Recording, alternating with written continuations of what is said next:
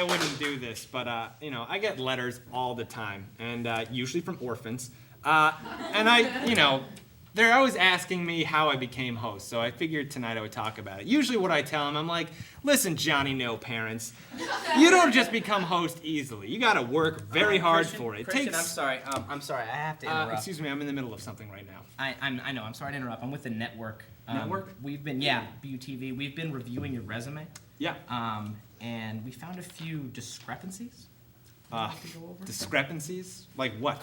Okay, it says, for example, that you were the host of the Maury Povich Show? Yeah, 92, 94. Okay, we'll look over those years, but we were just under the impression that Maury Povich was actually the host of the People Maury... confuse that all the time. I can't even tell you. Maury Povich is a stage name of mine. A stage name? Yeah, Christian Lynch, too Jewish, you know? Oh, okay, I'll give you that. I'm Okay, trying here, to win the Midwest. That's what I'm trying big to do. demographic. Gotta change. So, it also says here that you developed a simple test that people can use on themselves Yeah, to see if very- they have herpes. Yeah, that was 96 or 97. Don't quote me on that. But yeah, it's very simple. You just, if your hand is larger than your head, you got herpes. So it's if crazy. my hand is Yeah, if bigger your than hand my... like that. How? That's the That's test. called science, my man. Disprove it, Galileo. All right.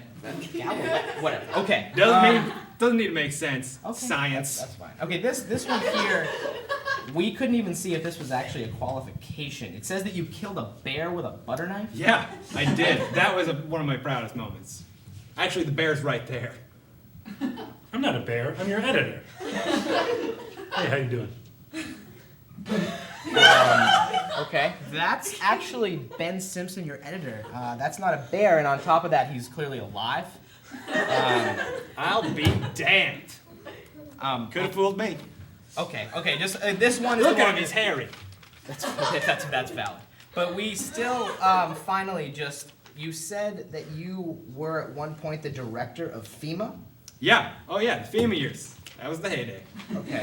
Can you back that up somehow? We really just can't take your word for that. Yeah, actually I was on Nightline. I think we got a clip of Mr. TK, Mr. Ted Koppel. Ted is what I call him, but can we roll it?